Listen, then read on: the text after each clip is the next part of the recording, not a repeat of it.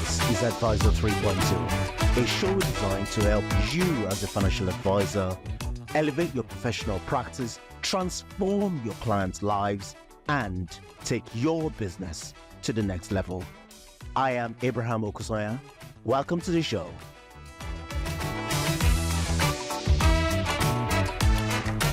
Welcome to the Advisor 3.0 podcast, guys. I hope you're all well. No, it's not the voice that you expect to hear usually when you go and listen to one of these things, but don't worry, Abraham and Kate, they'll be back very, very soon in September.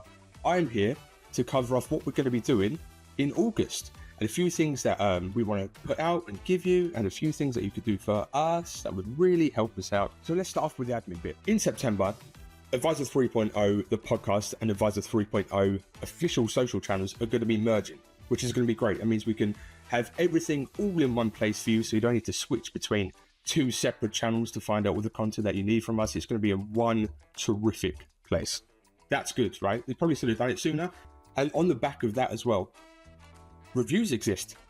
How great are they? They're super good. If everyone who hasn't already can give us a little review, good or bad, hey, we'll take them all. We'll take whatever you guys want, whatever you guys feel valuable to give us. We're absolutely good on anywhere you get your podcast from. Really, any great podcast platform. Perfect. Thank you very much. And on the back of that as well, don't forget you can watch all of them. I know a lot of you listen, like we all do, just in Spotify or Apple or wherever, but you can actually go ahead and watch every single session we record, which is great. All on YouTube, all on our website, advisor3.0.co. You'll find them there. But what are we doing here? What's the summer series? What are we doing? So for the whole of August, we're going to put out our Advisor 2025 sessions for you that you can listen to and watch back as well. Watch them with the slides, all included, absolutely everything. And the first one is today.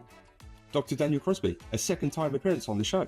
Psychologist, wealth expert, incredible man, lovely guy. He invites you up on stage to join his presentation about the soul of wealth and what we can do as advisors just a little bit better to help understand the clients just a little bit further. So that's a really good session.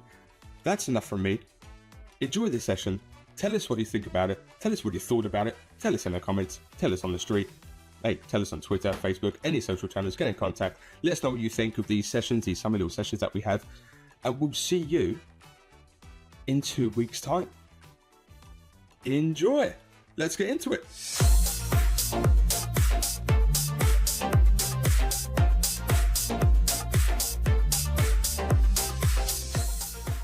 It's wonderful to be with you all today. Abraham, thank you. Hannah, thank you. It's very, very hard to follow up the dancers with psychological research, but I'm going to do my absolute best. I have been here with my wife and my youngest daughter since Sunday. And I wanted to, neither of them had ever been to London before, and I wanted them to experience perhaps the greatest city in the world, but I also wanted them to experience something very specific, which was an immersion in the British literary tradition. And I'm going to start my comments today with something somewhat less exciting than Brazilian dancers, The Rime of the Ancient Mariner. But I still remember reading this great work of British poetry in high school and how it impacted me.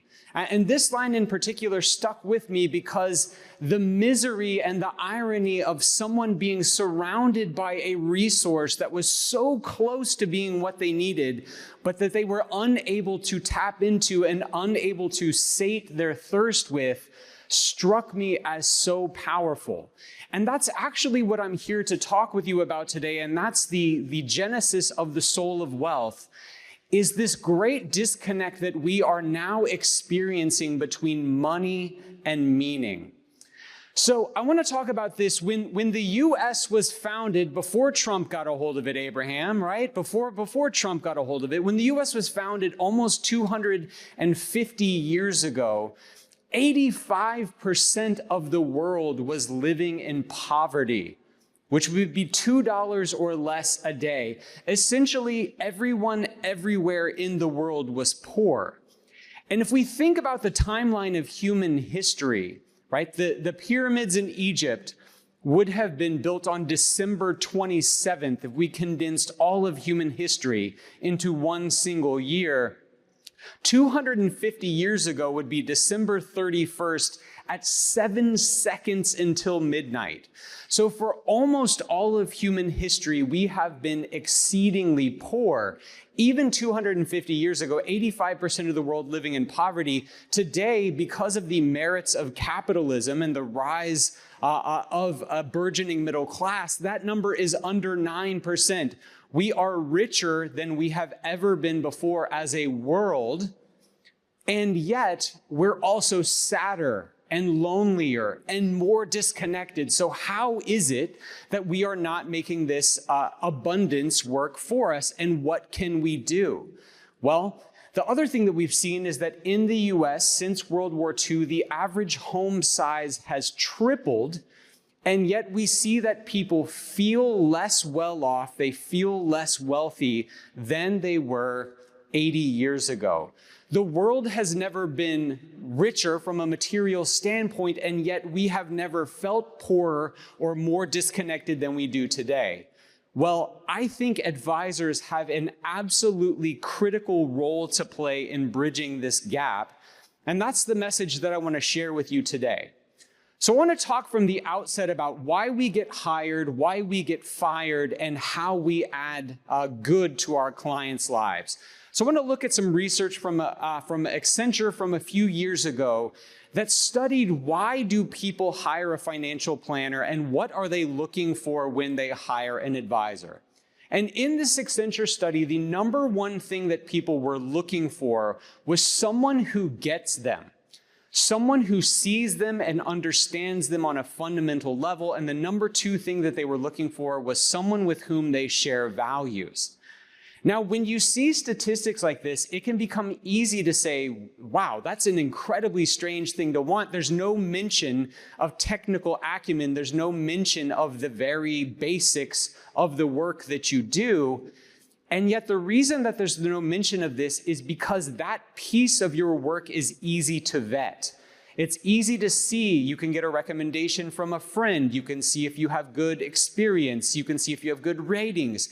The technical parts of your job are easy to sift through, but whether or not you connect with and deeply see the people you're serving is what's ultimately going to get you hired. Well, why do we get fired as a body?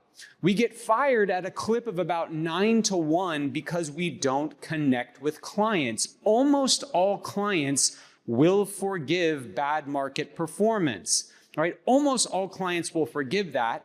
And in fact, the ones who won't are kind of a nightmare to work with anyway. That 13% you may not have wanted to work with in the first place, but about 9-to-1 we get fired because we aren't connecting with clients. And then finally, a little bit of a busy slide, but I'll talk you through it. How do we add value to our clients' lives? This is a meta-analysis from 2016. Meta-analysis, just a fancy word for a study of all the studies on how advisors add value to their clients' lives. And the good news is that every part of your day is additive to clients' lives. Whether you're talking about product selection, asset allocation, rebalancing, planning, all of this is additive to clients' lives. But I want you to look at the things that are the most additive. A lot of times the things that add the most dollars and cents value to your clients' lives are things like seeing your client through understanding them through deep client assessment.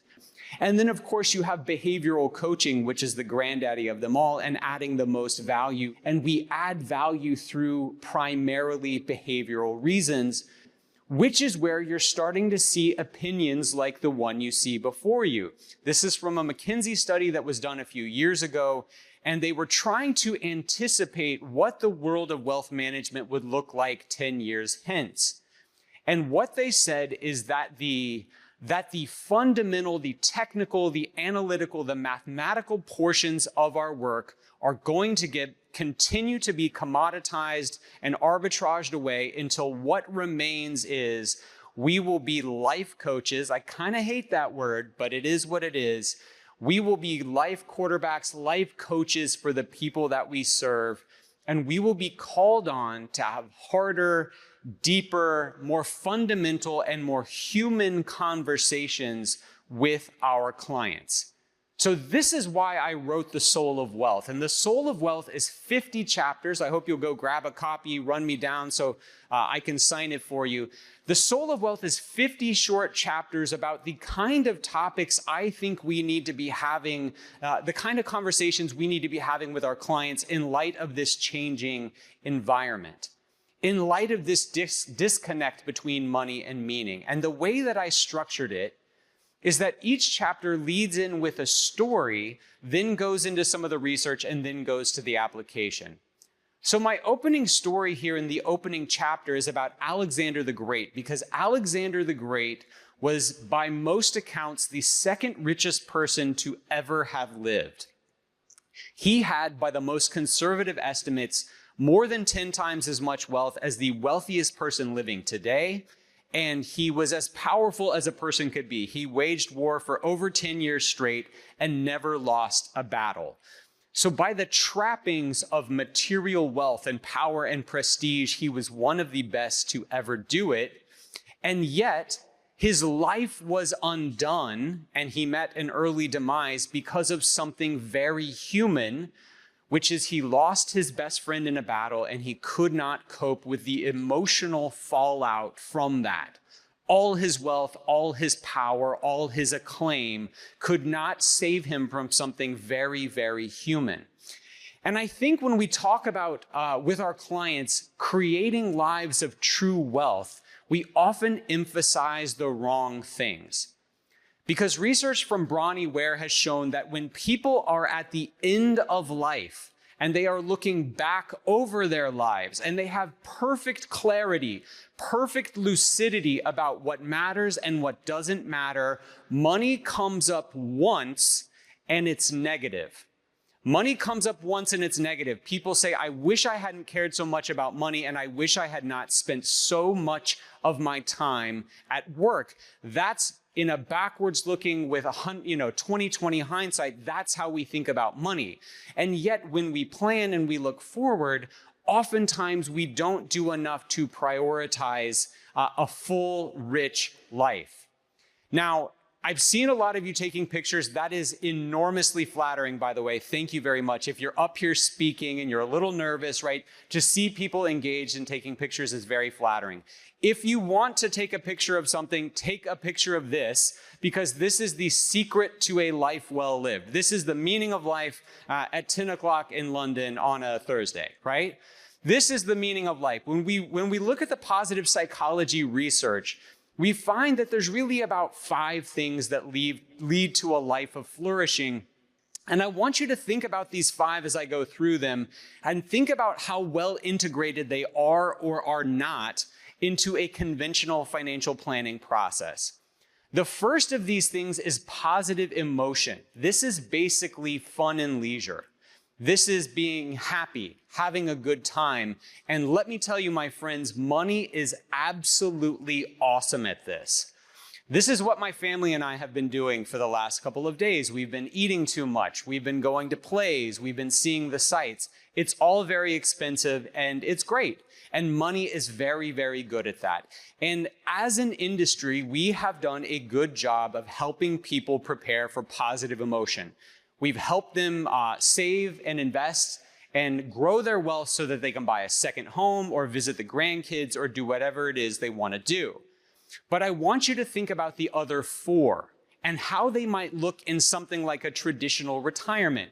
The second of these is engagement. This is deep, meaningful work. We do not often think of this, but a life well lived has a facet, has a pillar of hard work. And oftentimes we do not plan for that in retirement. Relationships, this is the variable that is most predictive of a life well lived and a happy life, is are we loving? Are we giving and receiving love? Well, for people and for men in particular, work is a huge source of relational connectedness. And oftentimes when people retire from work, they lack those relationships. Men in particular are guilty of this. The fourth of these is meaning, working for something bigger than yourself. Could be religion, spirituality, teamwork, philanthropy, but doing something to get outside of yourself and work for a cause that's bigger than you. And then finally is personal advancement or growth. When we help our clients plan for retirement, are we helping them plan for a life of true and robust wealth? If we are not ticking all 5 of these boxes, I would suggest to you that we are not.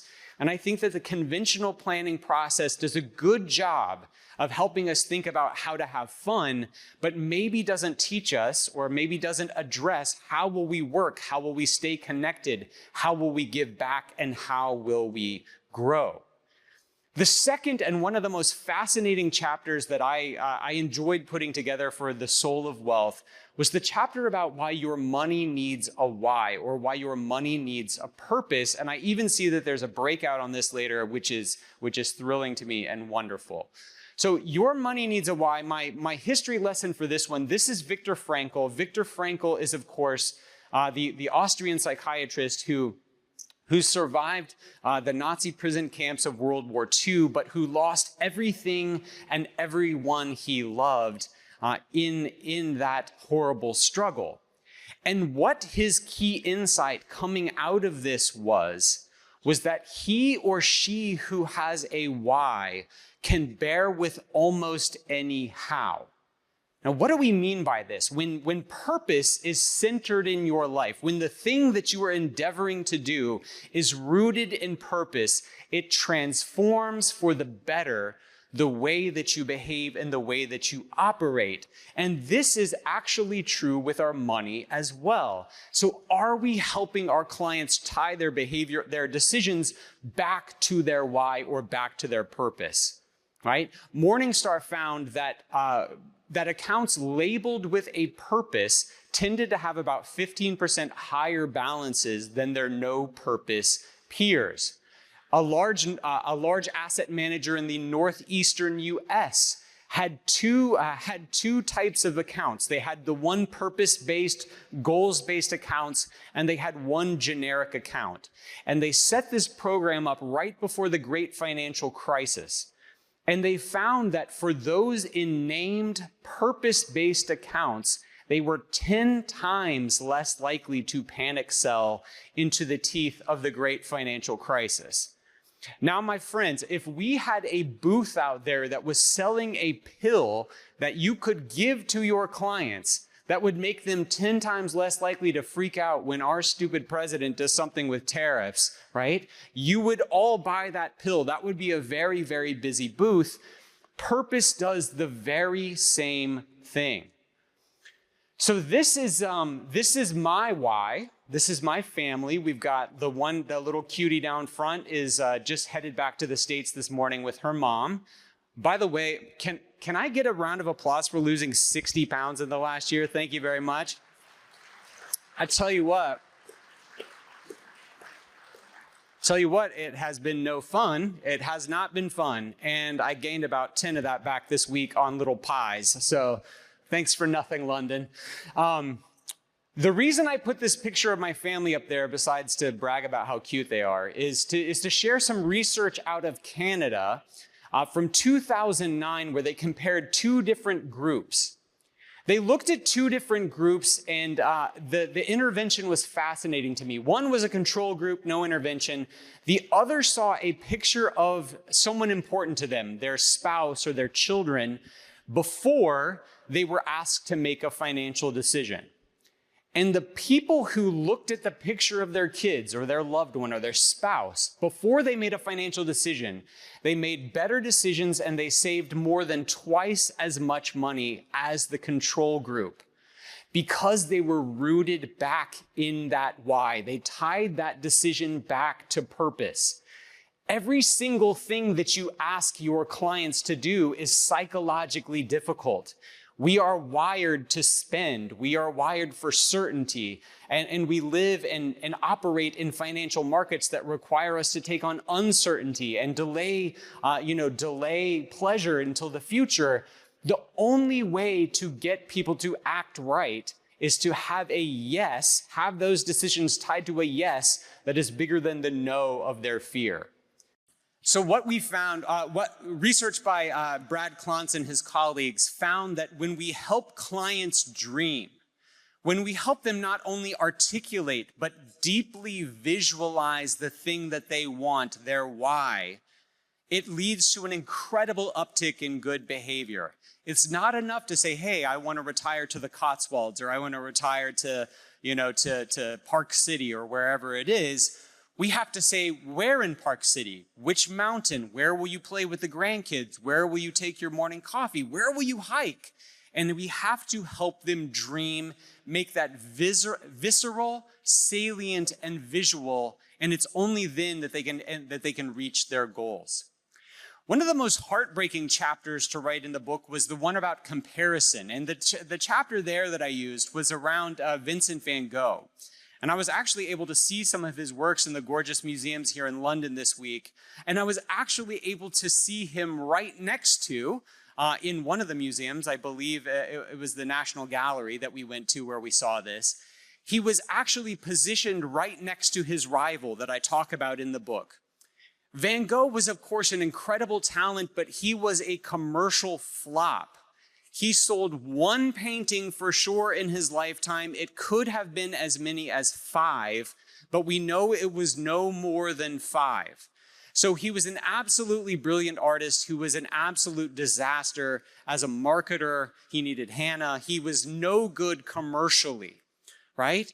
So his benefactor, who was his brother, he would correspond back and forth with his brother, and he wrote over 650 letters to his brother, crying about his lack of talent relative to Paul Gauguin, who now sits right next to him in the museum here in London. And it is hypothesized that this comparison is the reason why he cut off his ear and eventually took his life, is that he was quite literally driven mad by jealousy through comparing his gift to that of his frenemy and rival Paul Gauguin. This is enormously important for us to speak with our clients about, because research into more than 2.3 million data points has found that the reference class you choose is a better predictor of how wealthy you feel than how much money you have in the bank. Let me say that again. It matters less how much you have. It matters more who you compare yourself to. And many of the people we work with do not feel as rich or as blessed as they should because they are making bad comparisons. We also know that comparative wealth makes us, much like Van Gogh, absolutely crazy.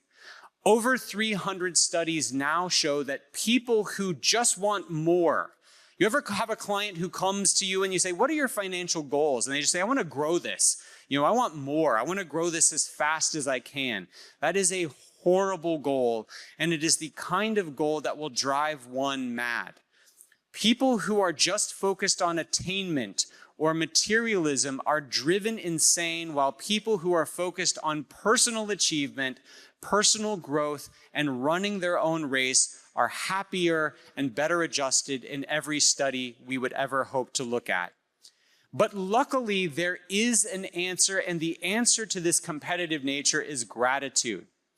I want to share just 2 interventions I talked about in The Soul of Wealth that are enormously powerful and practical that you can use with your clients. One was simply writing down one thing. They used a little bullet journal in the study I cite in the book. But just before you go to bed, writing down literally one thing that you were happy for that day, one thing that you were grateful for that happened that day. That very simple act led to a 10% increase in happiness, which is commensurate with the kind of gains you see when people start taking psychiatric medication. That is an absolutely enormous boost in happiness. The other one that was very cool that I actually took upon to do myself was to write to someone who had done you a kindness, who may have gone unrecognized, and to thank them for that kindness. This simple act led to a 1-month boost in happiness for the people that completed it. And I can attest to how powerful it is myself, having taken my own advice. Gratitude is the comparison killer.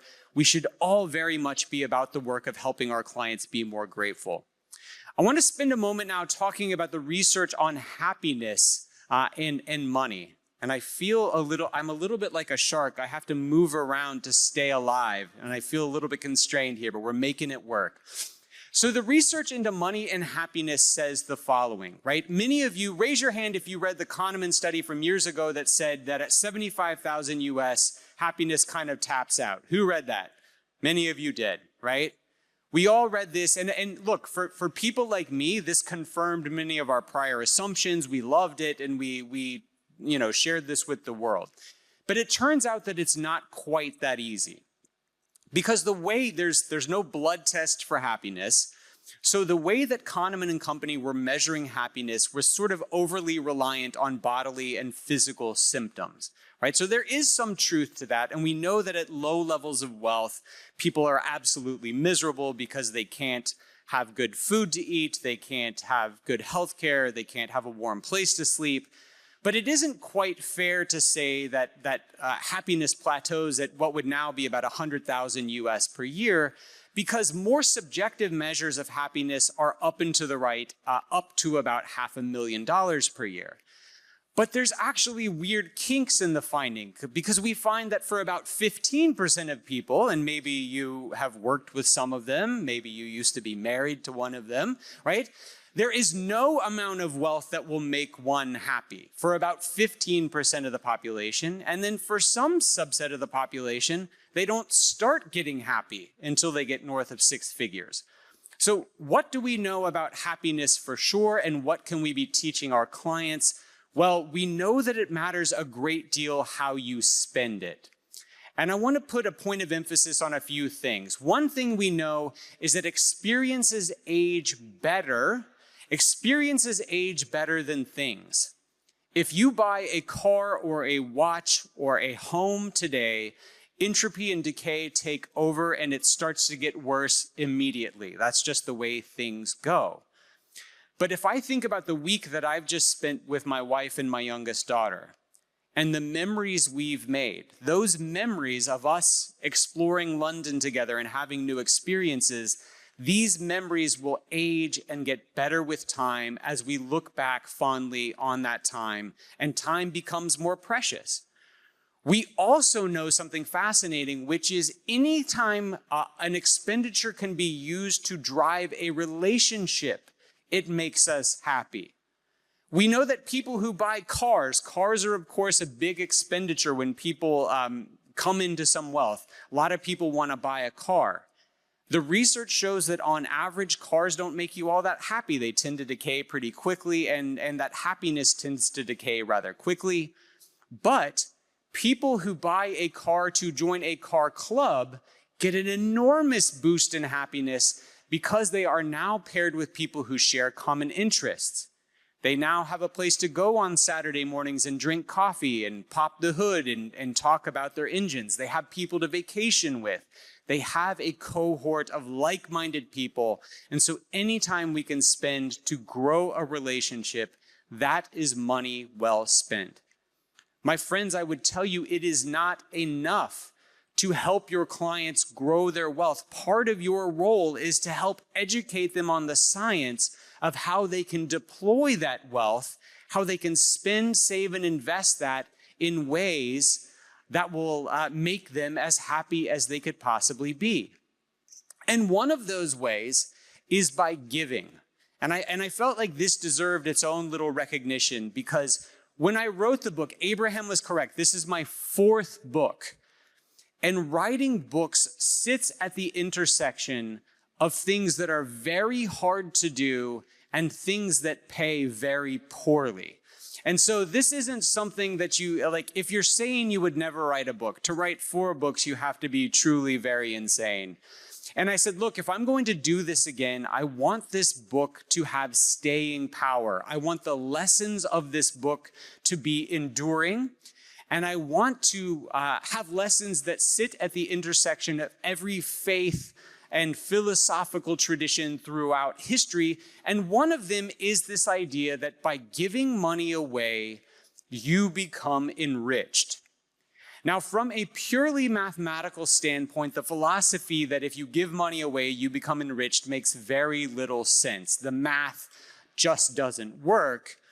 But if we look at it from a psychological perspective, there is a real human truth there.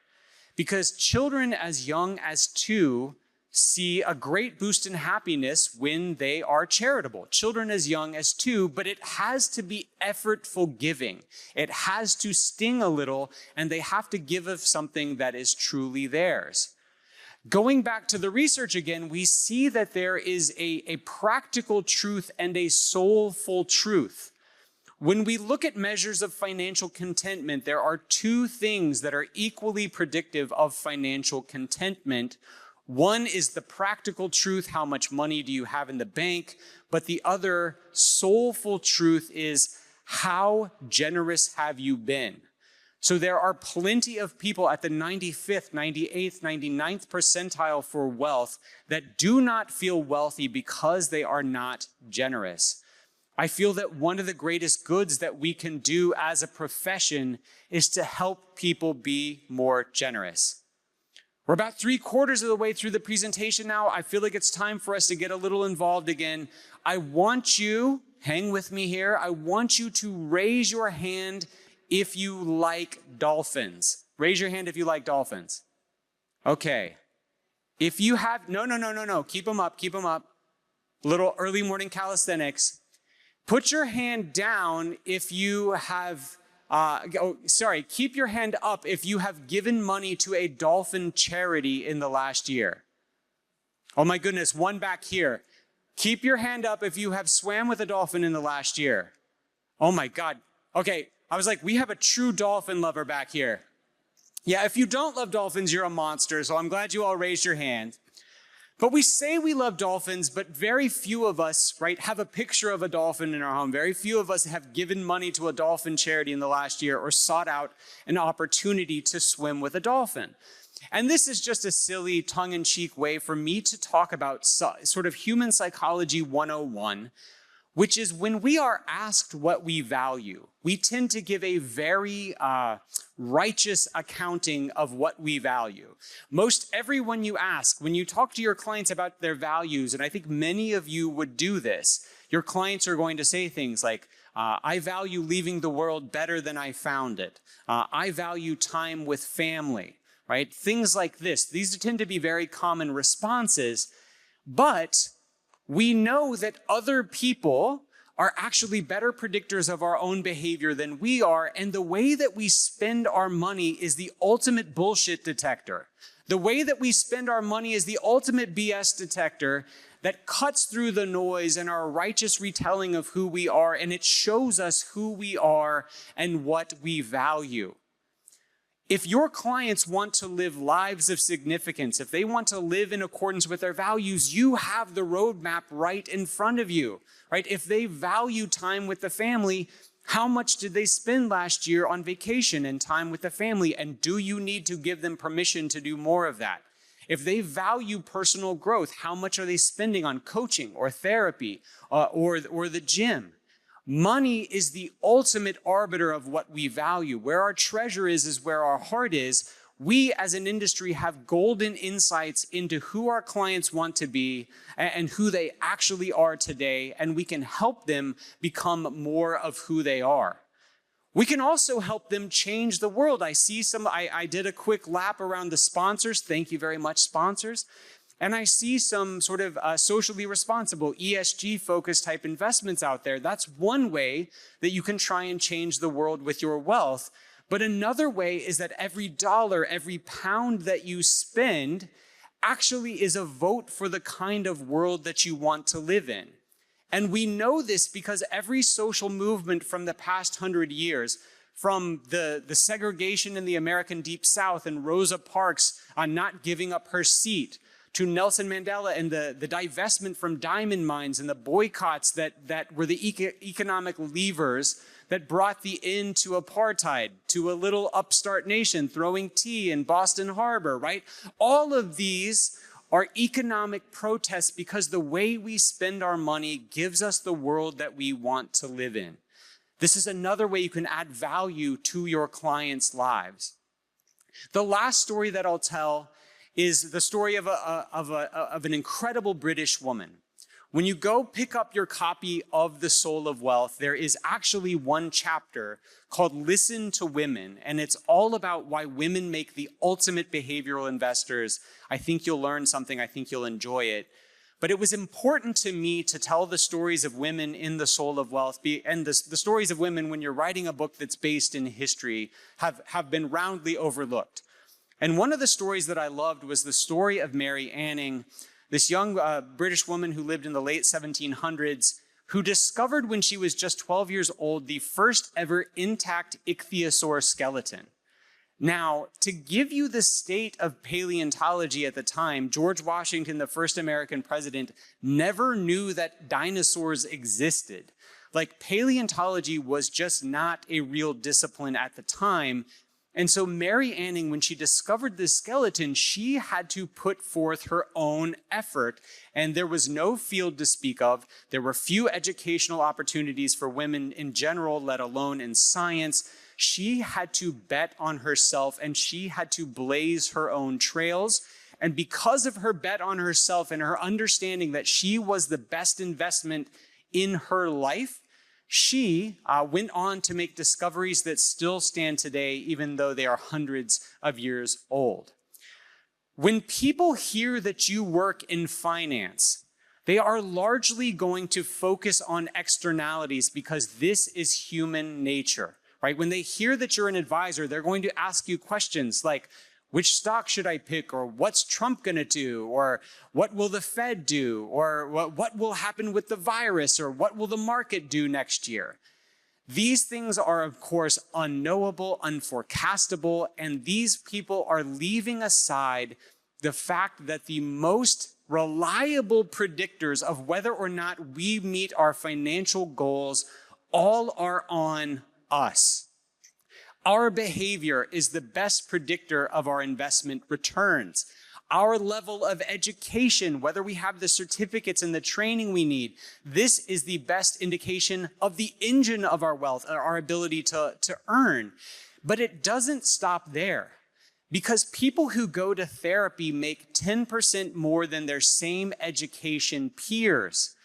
They are investing in themselves. People who exercise were more likely to get promoted. They spend less on healthcare, right? They make more money than their same education peers. And people who have a mentor who will point out their opportunities for growth make more money and are more likely to get promoted. One of the most powerful things an advisor can do is be a force for helping people take back control of their lives, understand that they are the best predictor of the growth and the engine of that wealth, and help them take the power back from worrying about externalities into being the best person that they can be. Abraham was kind enough to mention at the outset that I am a son of a financial advisor, and that is why I made the transition from clinical psychotherapy into the work that I've spent my whole career doing alongside all of you, which is helping people make better decisions with their money. My final quote here I will take from Viktor Frankl, who said it beautifully, that evermore today people have the means to live, but no meaning to live for. We live in a world that has never been more materially wealthy, but has never been more psychologically impoverished. The research shows that people who work with a financial advisor are more prepared for an emergency. They are less likely to get divorced.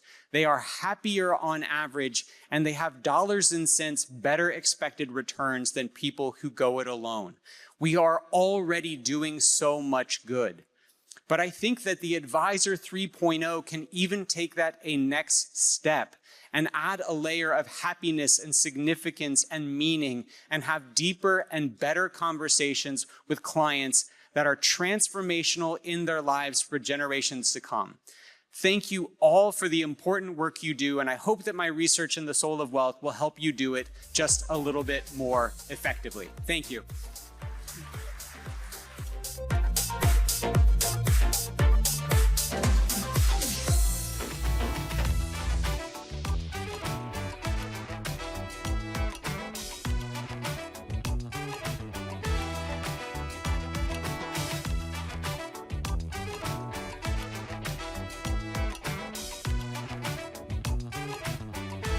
That's a wrap on today's show. Massive thanks to my production crew, especially Jake Osha, Melissa Canham, and the entire team. And of course, to our sponsor, Timeline, the market-leading provider of integrated planning technology and model portfolio service to advisors. I do hope you've enjoyed today's show. Head over to Apple Podcast and give us your review there. Until next time, goodbye.